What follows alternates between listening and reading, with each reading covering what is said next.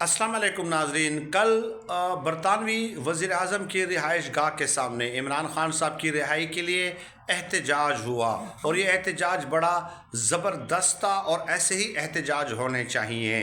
लेकिन इसमें एक अफसोसनाक वाक़या पेश आया और वो ये कि शहरयार अफरीदी साहब, जिन्होंने इमरान ख़ान साहब के कास के लिए बहुत ज़्यादा तकालीफ बर्दाश्त की हैं और इससे कोई भी इनकार नहीं कर सकता, डॉक्टर शहबाज गिल साहब भी उसमें मौजूद थे। जब शहरयार अफरीदी स्टेज पे आए तो उन्हें तकरीर नहीं करने दी गई और डॉक्टर शहबाज गिल स्टेज से उतर कर चले गए।